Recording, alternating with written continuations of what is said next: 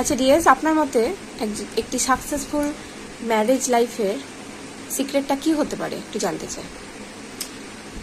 আচ্ছা, তো আপনার কোশ্চেন হচ্ছে যে what is the secret of a successful married life. তো প্রথমে আমাদের জানতে হবে যে সাকসেস একটি খুব আপেক্ষিক শব্দ। বিভিন্ন জন বিভিন্নভাবে দেখে, কেউ ইকোনমিক টার্মসে দেখে, কেউ স্পিরিচুয়াল সেন্সে দেখে, কেউ হয়তো কালচারাল হিস্টোরিক্যাল বিভিন্ন সেন্সে। সাকসেসফুল ম্যারেড লাইফের কয়েকটি উপায় আমি বলবো। যে প্রথমত,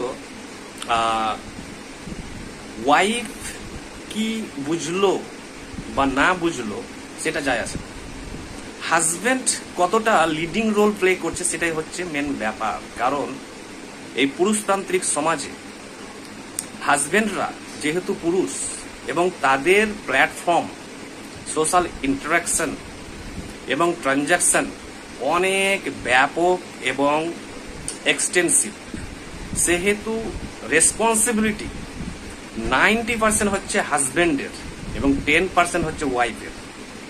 B careful, be alert, I am repeating it, যে হাজবেন্ডের রেসপন্সিবিলিটি সাকসেসফুল ম্যারেড লাইফের পেছনে হওয়া উচিত 90% এবং 10% ওয়াইফের। কারণ পুরুষ কিন্তু যে ব্যাপক অপরচুনিটি এনজয় করে সমস্ত ক্ষেত্রে, কালচারাল, সোশ্যাল, ইকোনমিক, রিলিজিয়াস এবং সমস্ত স্ফিয়ার অফ লাইফ, সেহেতু হাজবেন্ডকে কিন্তু ট্রিমেন্ডাসলি এডুকেটেড হতে হবে। এডুকেটেড হতে হবে বলতে আমি এটা বোঝাচ্ছি না যে একাডেমিক এডুকেশন বা বুকিশ নলেজ, অর্থাৎ লাইফ সম্বন্ধে জ্ঞান, জীবন সম্বন্ধে জ্ঞান এবং এই পারিপার্শ্বিক যত রিলেশনশিপ আছে, অর্থাৎ আমাদের সম্পর্ক রিলেশনশিপের মধ্য দিয়েই যায়।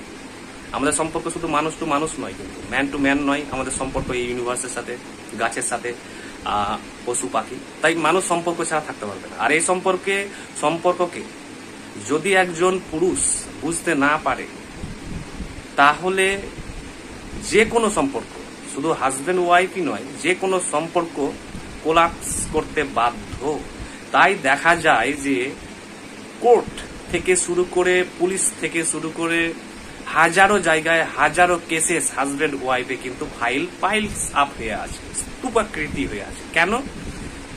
কোথাও কোনো বধূ নির্যাতন, কোথাও ডিভোর্সেস ফাইল হাজারো। আর এগুলোর পেছনে ম্যাক্সিমাম দায়ী হচ্ছে পুরুষ। কারণ পুরুষ কিন্তু প্রথম থেকেই, জন্ম থেকে শেষ পর্যন্ত যে সুযোগ পেয়েছে জীবনে এবং জীবনকে জানার, সেটা কিন্তু একজন নারী কোনো দিনই পায় না। তার জীবন কিন্তু খুব ছোট থাকে, তাকে সম্পূর্ণ সংকীর্ণভাবে মানুষ করা হয় তাকে, এবং তার অপরচুনিটির নাম্বার, সংখ্যা খুব লিমিটেড। তার জন্য তার গ্রোথ কিন্তু সেইভাবে হতে দেয় না পুরুষতান্ত্রিক সমাজ। তাই এই সম্পূর্ণ দায়িত্ব নিতে হবে পুরুষকে, এবং পুরুষকে কিন্তু স্যাক্রিফাইসেস করতে হবে। স্যাক্রিফাইসেস যদি জোর করে হয় এবং স্যাক্রিফাইসেস মনে হয় যদি আপনাকে হার্ট করছে বা আপনাকে প্রেসারাইজ করছে, তাহলে ওটা স্যাক্রিফাইসেস নয়, ইটস এ টর্চার। তাই সমস্ত কিছুকে স্পন্টেনিয়াসলি যদি আপনি না করতে পারেন, তাহলে জানবেন যে আপনি কিন্তু একটি খারাপ রিলেশনশিপ ডেভেলপ করবেন। আর এর জন্য দায়ী কিন্তু শুধু পুরুষ। Only man is responsible for the catastrophe or the collapse of husband-wife relationship. Thank you.